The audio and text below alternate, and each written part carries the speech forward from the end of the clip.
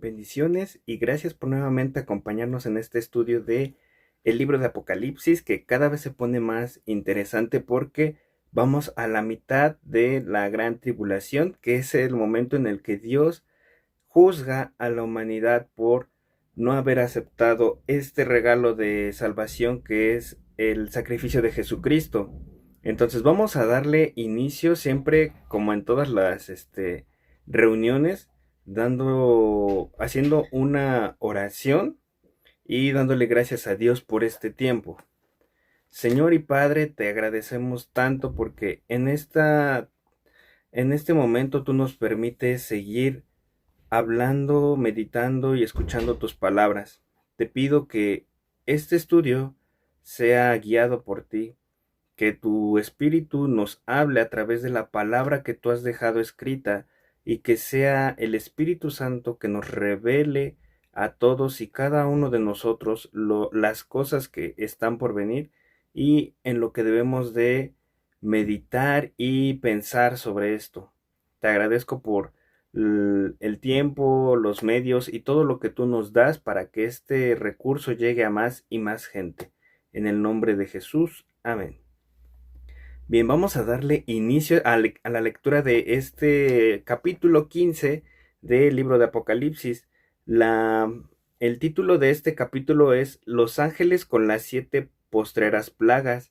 Ya hemos visto muchas señales en este libro acerca de seres vivientes, ángeles, cosas que para el ojo humano pues son difíciles de entender, porque sabemos que la la palabra fue dada a Juan y él intentó de la mejor manera posible compartirnos este mensaje. Y estos ángeles vienen a formar parte de señales en el cielo que tratarán de describir lo que está allá arriba para nuestro entendimiento. Vamos primeramente en el versículo 1, dice: Vi en el cielo otra señal grande y admirable, 7 ángeles que tenían las 7 plagas postreras, porque en ellas se consumaba la ira de Dios. Aquí lo que podemos observar es que estos ángeles siguen, también debemos de recordar que todo esto está siendo orquestado por el Señor Jesucristo. Las órdenes, los mensajes que se están revelando es por Jesucristo. Él es el que tiene el control absoluto de este momento. Y hasta este punto, todo lo que ha sufrido la humanidad, terremotos, hambrunas, enfermedad, y hasta este tiempo también que vimos que se levantó la bestia, el falso profeta, el hombre de pecado, que lo consideramos que es el anticristo, todos estos piezas clave que tendrían que pasar en ese momento tienen un porqué. Y aquí dice en el versículo primero que leímos que todo esto ha pasado debido a que ya se estaba preparando el juicio para que todo fuera juzgado justamente conforme a la palabra de Dios. Aquí es donde entra la parte donde mucha gente dice, es que Diosito te va a castigar o Diosito va a hacer eso. Muchos lo toman a juego, pero la verdad es que la Biblia dice que sí, Dios tiene preparado un día en específico para derramar su ira, pero esta ira es el pago justo por el pecado para aquellas personas que no aceptan a Jesucristo como su Salvador. Y es por eso que debido a esto, como no aceptaron el regalo de la gracia, deben de pagar. Y este es el pago, que es la ira de Dios representada, o más bien dicho, manifestada por estas plagas. Dice el versículo 2: Vi también como un mar de vidrio mezclado con fuego, y a los que habían alcanzado la victoria sobre la bestia, y su imagen, y su marca, y el número de su nombre, en pie sobre el mar de vidrio con las arpas de Dios. Aquí en este versículo se nos habla acerca, muchos de los estudios que hemos tenido, habíamos mencionado que posiblemente estos que salen vencedores de la gran tribulación son principalmente parte de los 144,000 y quizás muchos también de los que se hayan arrepentido durante ese tiempo, durante el momento de la gran tribulación, que hayan reconocido a Cristo, Dios es bueno y tiene amplia misericordia, y aún antes de llegar a ese tiempo, antes de llegar a la marca y todo eso, leímos algunos versículos donde se nos hablaba que había gente que alababa al Dios del cielo, y posiblemente muchos se arrepintieron también, o se arrepentirán en ese momento. Pero aquí donde dice que todos ellos que están sobre el mar de vidrio mezclado con fuego, algo que estaba escuchando en unos estudios es que de qué manera estas personas han salido victoriosas, de qué manera ellos han alcanzado la victoria sobre la bestia, sobre la marca, sobre su imagen. La única manera en la que ellos pudieron ser victoriosos es a través de la muerte. La muerte física, porque recordemos que en los capítulos anteriores, cuando se hablaba sobre la marca de la bestia, decía que toda persona que no tuviera esta marca iba a estar imposibilitado para comprar, para vender, para hacer cualquier trámite técnicamente. Entonces vemos cómo es que la victoria lograda es a través de la muerte, y va muy acorde a lo que dice nuestro Señor Jesús en el Evangelio de Mateo, donde habla que aquellos que busquen ganar su vida la perderán, y aquellos que la pierdan por causa de su nombre la ganarán. Entonces vemos aquí una palabra fuerte, porque no hay otra manera de describirlo, pero que es verdad, y que hoy en día también se nos exhorta a que actuemos con ese mismo sentir. Y está pasando todo esto en el mundo, no somos ajenos a que durante muchos siglos, muchas décadas, muchas edades, han pasado ciertos acontecimientos que nos han dejado pues reflexionando sobre hasta qué punto nosotros estamos dispuestos a seguir a Jesús. Desde el tiempo de los apóstoles veíamos que mucha gente se les hacía muy fuerte este mensaje del Evangelio, porque técnicamente iba en contra de todo la humanidad ha conocido. El negarse a uno mismo, el entregar todo por Jesús, literalmente todo. O sea, decían los apóstoles que ellos dejaron a sus familias, dejaron padres, madres, hijos, sus trabajos, sus fuentes de sustento, dejaron todo eso con tal de seguir a Cristo. Y cómo es que hoy en día, pues esta palabra llega a nosotros, y debemos de reflexionar en ello también, ver de qué manera Dios nos habla para que nos neguemos a nosotros mismos, y así como los 144,000 y las personas que sean salvas en ese tiempo, darán su vida para su vida física, para alcanzar la victoria en Cristo. Así igual hoy en día Dios nos exhorta también a poder seguir buscándole y amándole, y si es su voluntad que nuestra vida también pase por algo similar, de dar tu vida con tal de no negar a Cristo, es un gran galardón. Dice el apóstol Pedro en sus cartas que somos bienaventurados cuando a causa del Evangelio somos vituperados, somos ofendidos, somos maltratados a causa del Evangelio de Cristo. Es una gran bendición. Entonces estos 144,000 salen vencedores de la tribulación, dando su vida, pero sabemos que su vida es resguardada por Dios, porque ven todo el juicio que va a venir sobre la tierra. Ellos ya lo están observando desde el cielo. Estaba escuchando un estudio donde mencionaban que este mar de vidrio mezclado con fuego, recordemos que Juan está hablando algo que para sus ojos está describiéndole lo mejor que puede, pero es una referencia, no es literalmente un mar de vidrio, solamente dice que es como un mar de vidrio.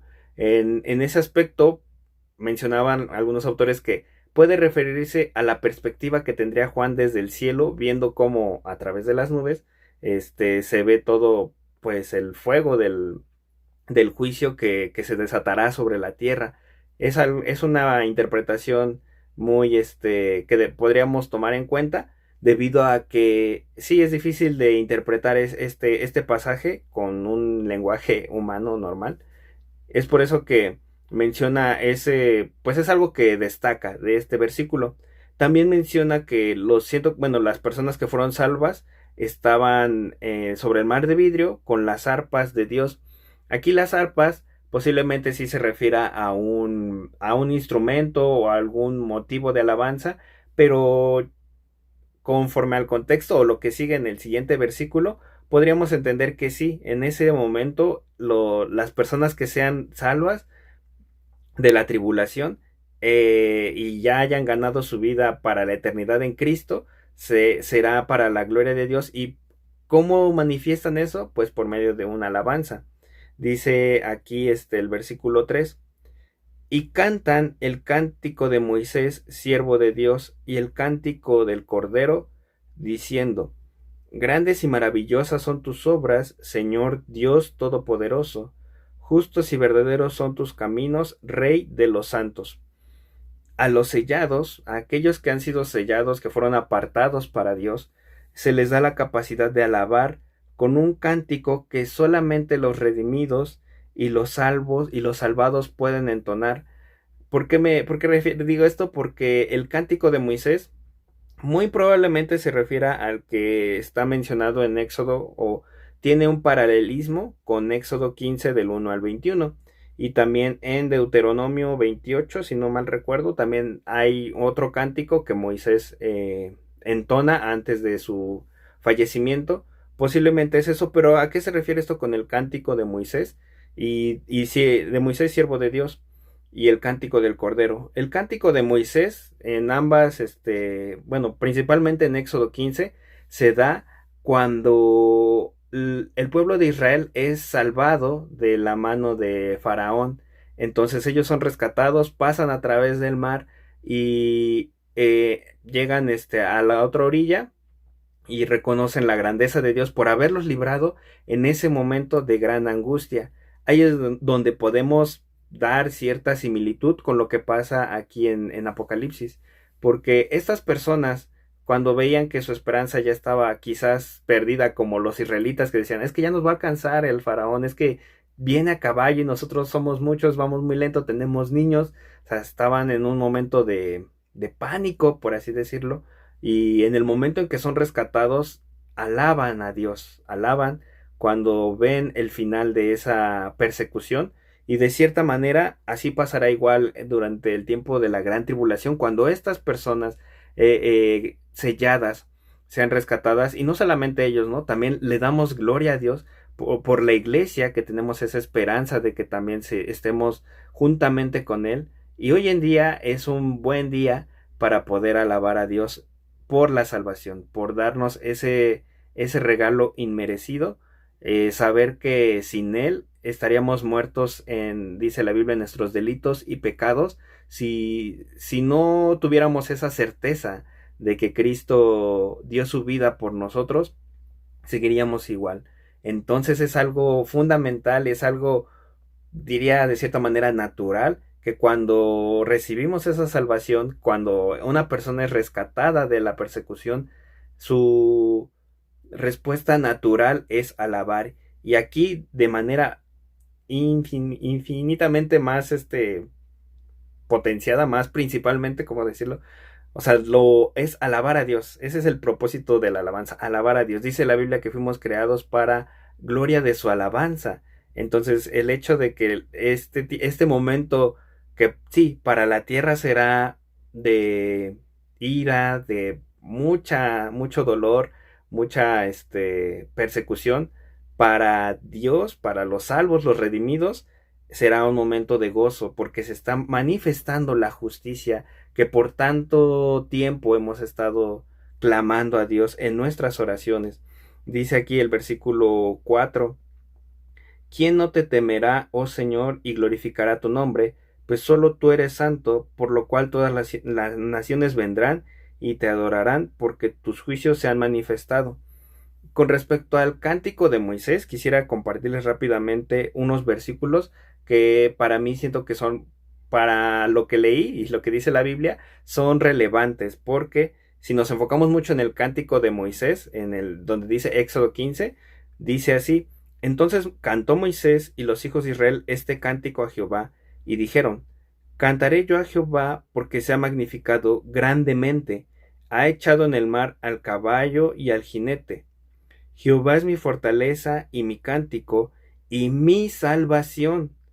Este es mi Dios y lo alabaré, Dios de mi Padre y lo enalteceré. Jehová es varón de guerra, Jehová es su nombre. Echó en el mar los carros de Faraón y su ejército, y sus capitanes escogidos fueron hundidos en el mar rojo. Los abismos los cubrieron, descendieron a las profundidades como piedra. Tu diestra, oh Jehová, ha sido magnificada en poder. Tu diestra, oh Jehová, ha quebrantado al enemigo. En este versículo 6 de Éxodo 15, Éxodo 15:6 es el que, Éxodo capítulo 15 es el que acabo de leerles, y en el versículo 6 quisiera hacer una pequeña anotación, y es sobre lo que menciona. Dice: Tu diestra, oh Jehová, ha sido magnificada en poder, tu diestra, oh Jehová, ha quebrantado al enemigo. Recordemos algo que la Biblia nos recalca muchas veces, y es saber quién está sentado a la diestra del Padre. Y ese es nada más y nada menos que Jesucristo, el autor y consumador de todo. Entonces no es de extrañarnos cómo este cántico nos hace referencia a lo que muy probablemente estarán cantando los redimidos de la tribulación.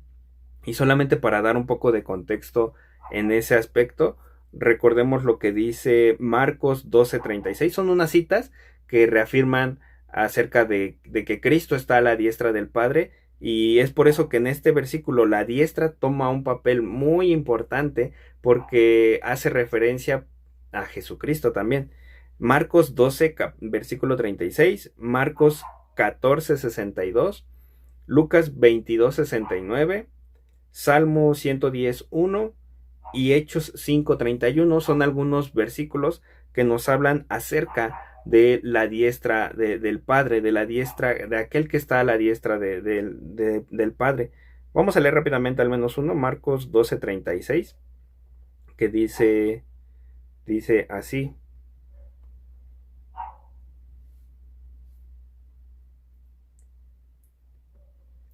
Porque el mismo David dijo por el Espíritu Santo, dijo al Señor, a mi Señor: siéntate a mi diestra hasta que ponga a tus enemigos por estrado de tus pies. Y rápidamente, igual, Hechos 5:31, les voy a dar lectura para que tengamos un poco más claro acerca de la importancia de esto y que va relacionado con el Apocalipsis. Dice: a este Dios ha exaltado con su diestra por príncipe y salvador, para dar a Israel arrepentimiento y perdón de pecados. Entonces vemos cómo la diestra de Dios, Jesucristo, es importante. En ese momento fue de cierta manera quien salvó también al pueblo de Israel, y en este libro de Apocalipsis vemos como esa diestra poderosa, como leímos aquí, esa diestra de poder, quebranta a los enemigos, y es la justicia, el juicio que se estará derramando en la tierra. Por último, vemos también otro versículo relacionado con este cántico de Éxodo 15, con el cántico de los redimidos de Apocalipsis. En el versículo 9 de Éxodo 15, les leo rápidamente: el enemigo dijo: perseguiré, apresaré, repartiré despojos, mi alma se saciará de ellos, sacaré mi espada, los destruirá mi mano. Aquí es un poco relacionado con lo que Satanás y el anticristo y el falso profeta estaban planeando o estarán planeando en ese tiempo, cuando hagan guerra contra los santos, cuando hagan guerra contra los redimidos. Ellos buscarán matarlos y lo lograrán, pero vemos que aquí, cuando ellos pensaban que ya habían ganado, es cuando se revela el poder y la salvación de Dios.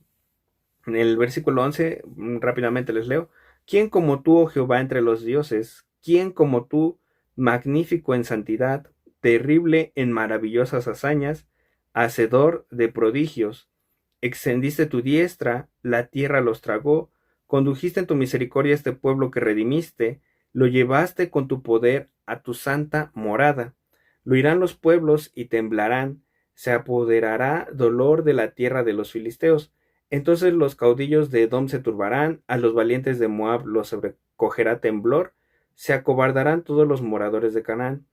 Caiga sobre ellos temblor y espanto, a la grandeza de tu brazo enmudezcan como una piedra, hasta que haya pasado tu pueblo, oh Jehová, hasta que haya pasado este pueblo que tú rescataste. Y por último, nada más les leo el versículo 18. Jehová reinará eternamente y para siempre. Amén.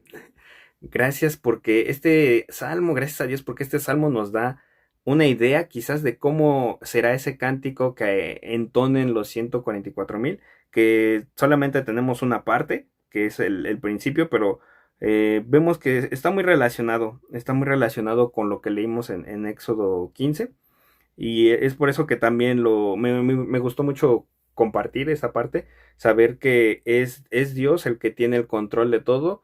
Los que son salvos entienden la grandeza de Dios y pueden alabarlo, podemos alabarlo sin, pues con toda libertad, con todo nuestro corazón, el saber que no es por nosotros, sino es por su mano, es por su poder que nosotros seguimos adelante.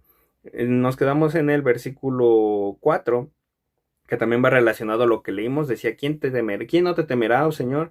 Glorificará tu nombre, pues solo tú eres santo, por lo cual todas las naciones vendrán y te adorarán, porque tus juicios se han manifestado. Aquí un versículo paralelo que hace referencia a esto es Jeremías 17. Dice: ¿Quién no te temerá, oh Rey de las naciones? Porque a ti es debido el temor, porque entre todos los sabios de las naciones y en todos sus reinos no hay semejante a ti. Y también el Salmo 86:9 dice: Todas las naciones que hiciste vendrán y adorarán delante de ti, Señor, y glorificarán tu nombre. En esta parte de Apocalipsis, ya en el versículo 4, leemos cómo es que no habrá nadie en la tierra que no tenga temor de Dios en ese momento. Hoy en día, si tú vas y le preguntas a mucha gente sobre si primero la pregunta que solemos decir es de que si cree en Dios, ¿no? Si cree en alguien. Y con su tipo de respuesta observamos también eso de que no se manifiesta un temor genuino, no un temor de miedo, así de que me va a hacer daño. Puede ser, pero dice la Biblia que el temor que infunde Dios es para arrepentimiento, o sea, para que entendamos que ese temor nos hace acercarnos más a Él, no nos aleja. Y es por eso que dice la Biblia que el principio de la sabiduría es el temor a Jehová, es ese temor, ese respeto. Y aquí hasta esa fecha en que Dios disponga, tal cual todo el mundo estará reconociendo a Dios como el único Dios soberano, porque verán su poder manifestado. Hoy en día también lo podemos ver, pero tenemos la oportunidad de ser parte de su cuerpo, parte de la iglesia, para que no presenciemos su poder, pero en contra de nosotros a causa de no haber aceptado a Cristo como nuestro Salvador.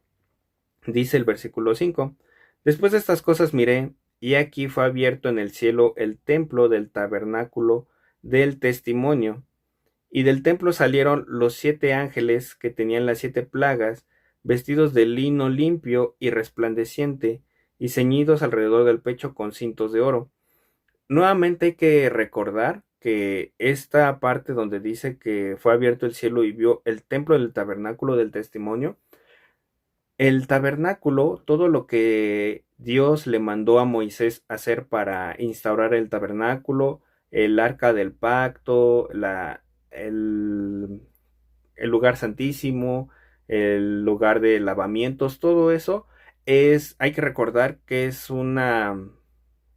como una imagen, una referencia a lo que hay en el cielo. Entonces, cuando Juan ve todo esto del tabernáculo del testimonio, se refiere también, podemos traer a la memoria quizás el tabernáculo terrenal, pero recordar que hay un tabernáculo en el cielo, hay un lugar especial para, bueno, como la disposición del templo, así también lo hay en el cielo, y en el cual nosotros también somos llamados. Por eso es importante conocer estos detalles, no tanto para a afanarnos o arraigarnos a de que así tiene que ser también hoy en día, así tenemos que tener también nosotros nuestro tabernáculo, no, sino que recordar que todos estos elementos tienen un porqué y todo esto está dispuesto en el cielo, hay un orden, Dios es un Dios de orden, hay un orden en el cielo en el cual también se manifiesta todo esto. Y así como en el Antiguo Testamento se nos hablaba de que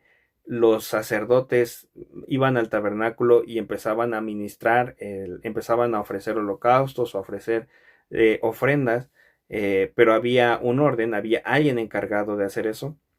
Así Jesucristo también, con ese mismo orden, manda a sus ángeles a que empiecen a realizar el juicio sobre la tierra. Dice que estos ángeles estaban vestidos de lino limpio y resplandeciente y ceñidos alrededor del pecho con cintos de oro. Esto nos trae mucho a la mente sobre las vestiduras que Dios también le dijo a Moisés que deberían de portar los sacerdotes para llevar a cabo el culto. Esta vestidura blanca de lino fino, que no debía de ser manchada, que no debía de ser rasgada, que también el tipo de indumentaria, como había pectorales, en este caso dice que es un cinto, pero no es un cinto así como nada más una cuerdita, sino que es eh, posiblemente abarque todo lo que es esta parte del tórax, del pecho, y era de oro. Entonces todos estos elementos nos recuerdan mucho al tipo de culto que Dios le ordenó a Moisés que debería de hacerse. Entonces, solamente para tenerlo ahí en cuenta que lo que se narra aquí ya está escrito también en el Antiguo Testamento y darle una repasada para saber, para tener una idea más clara de cómo es que estos ángeles llevan a cabo su ministerio. Dice en el 6 y del templo salieron los 7 ángeles que tenían las 7 plagas vestidos de lino fino, limpio y resplandeciente. Ahora esto también es algo que debemos de tener en cuenta. El número 7 ya lo hemos hablado muchas veces, pero se refiere a que es algo completo. Quiere decir algo, sí, lleno, o sea, en su totalidad. Entonces, al llevar las 7 plagas, se refiere también a que están llevando el juicio completo, o sea, algo que va. Posteriormente lo vamos a ver en el siguiente capítulo sobre las copas, cómo van a ser derramadas, pero hasta este momento vemos que son 7, y son 7 plagas que van a estar dispuestas para juzgar a la tierra. Dice el versículo 7, y uno de los 4 seres vivientes dio a los 7 ángeles 7 copas de oro llenas de la ira de Dios que vive por los siglos de los siglos. Ahora la copa también nos recuerda mucho a lo que se narra en el Antiguo Testamento. No tengo claras las citas, pero sé que hay varias donde se menciona sobre la copa de ira o que Dios está acumulando ira para el día de la ira, que hace referencia a este tiempo, ese momento en Apocalipsis, donde se derramará la ira de Dios sobre la tierra, y es como lo venimos mencionando desde el principio de este estudio, el pago justo por aquellos que no acepten a Cristo. O sea, Cristo inclusive nos decía en Juan 3, en el capítulo 3, menciona que aquellos que no aceptan a Cristo, aquellos que no aceptan su mensaje, que no aceptan este regalo de la salvación, ya han sido condenados. Y la paga, como también lo menciona el apóstol Pablo, la paga del pecado es muerte. Entonces, si hay un pago para la muerte, Dios va a dar el pago justo a todos, y aquí el pago justo por aquellos que no aceptan a Cristo como su Señor y Salvador es la muerte, pero muerte no solamente física, sino espiritual, y eso quiere decir estar completamente separados de Dios.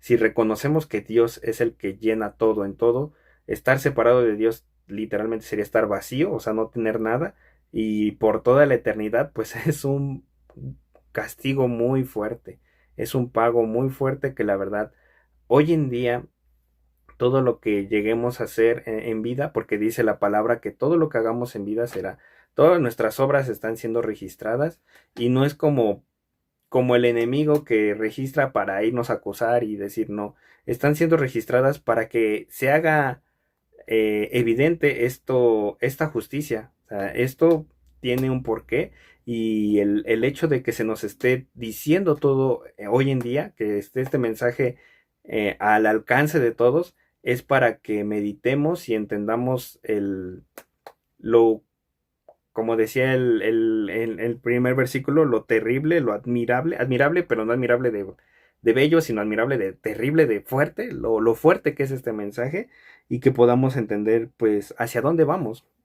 Dice el versículo 8: y el templo se llenó de humo para la gloria de Dios y por su poder, y nadie podía entrar en el templo hasta que se hubiese cumplido las 7 plagas de los 7 ángeles. Aquí quisiera solamente compartir unos versículos para que recordemos en qué situaciones pasó algo similar, en que la presencia de Dios o la gloria de Dios llenó el templo. En Primera de Reyes 8, del 10 al 11, se nos habla de eso. Segunda de Crónicas 5, del 13 al 15 también. Y en Isaías 6:4. Estos versículos hablan principalmente, algunos de ellos son cuando Salomón dedicó bueno, tanto Salomón o David, Salomón dedicó el templo, más bien dicho, Salomón dedicó el templo a Dios, y recordemos que también la gloria de Dios descendió en ese lugar. Inclusive también en Éxodo, cuando Moisés hablaba y ministraba, y había momentos en que el sumo sacerdote entraba también, y la gloria de Dios descendía en ese lugar, y nadie podía entrar, nada, o sea, nada de ahí podría, esa atmósfera, ese lugar se inundaba de la presencia de Dios. Hoy en día tenemos acceso a ella gracias al Espíritu Santo y gracias a la promesa de que nunca nos deja solos, vive dentro de nosotros. Entonces es algo que podemos aprovechar también, la gloria de Dios en nuestras vidas. Es algo que a veces lo llegamos quizás a mencionar tanto que se nos hace muy rutinario, pero entenderlo y ponerlo en práctica es impresionante. Porque aquí vemos que la gloria de Dios hace que todo en el lugar se detenga, o sea, que no haya, no de manera quizás de que nada puede entrar y nada puede salir, pero el momento solemne a que se refiere sobre este versículo. Y es importante recordarlo porque en el tiempo de la gran tribulación, cuando todo eso pase, pues veremos, bueno, ya sea nosotros desde la perspectiva del cielo, así como Juan y así como los redimidos, veremos todo esto que pasará sobre la tierra y sobre el justo juicio que tiene Dios preparado para todos y cada uno de nosotros. Ahora recordemos, ya para finalizar, este tiempo en el que estamos, cómo es que leemos sobre el juicio que vendrá, leemos que Dios es un Dios justo, que no se queda con nada, y Él verá que toda esta maldad sea eliminada, pero también reconocemos que nosotros somos pecadores. Dice la Biblia que no hay justo ni aun uno. Entonces, este es un buen tiempo para que recordemos que necesitamos a un Salvador, necesitamos a alguien que nos libre de ese tiempo de ira, y el único que puede hacerlo es el mismo Dios a través de Jesucristo. Él es el único que puede librarnos de todo castigo, y sabemos que Él lo hace porque Él ya pagó por nosotros. Es solamente aceptar este regalo, a reconocerlo como nuestro Salvador, ser discípulos de Jesús y entregar nuestra vida para gloria y alabanza de Él. Es importante recordar eso, que no se nos olvide el por qué están escritas estas cosas. No son para infundirnos miedo de que, ay, qué miedo pues sí, miedo, pero un miedo para que nos acerquemos a Dios, no para alejarnos. Entonces, simplemente darle gracias a Dios porque Él es el que tiene el control de todo, tiene el control de nuestras vidas. Entre más rápido le reconozcamos, mejor será, para que tengamos ese espíritu de su Espíritu Santo y esa seguridad latente de que llegará el día. O sea, Dios no se ha olvidado de nosotros. Él sabe, está siendo paciente para que más y más gente se acerque, que más y más gente lo reconozca, y es nuestro deber también el seguir compartiendo este mensaje para que más gente lo escuche, más personas sean confrontadas y más almas sean rescatadas. Y obviamente habrá oposición, el enemigo tiene muchas herramientas tratar de eh, pues alejarnos, de tratar de truncar ese propósito, pero siempre reconocer que es nuestra labor y empezar a obrar si es que no lo hemos hecho aún y esforzarnos más para traer más y más almas al arrepentimiento, porque esto es para la gloria de Dios y lo veamos también en el capítulo 14. Va a haber un momento en el que ya no se podrá predicar, va a haber mucha persecución e inclusive leíamos en el capítulo 14 que habrá ángeles que llegarán también a proclamar, pero eso ya es lo último, lo último. Hoy en día tenemos ese ministerio nosotros, los hijos de Dios, y es importante que lo sigamos poniendo en obra. Le damos gracias a Dios por este tiempo, porque sabemos que es para alabarlo a Él, para acercarnos más a Él y entregarle pues solamente nuestras cargas, todo a Él, porque sabemos que Él tiene cuidado de todos nosotros.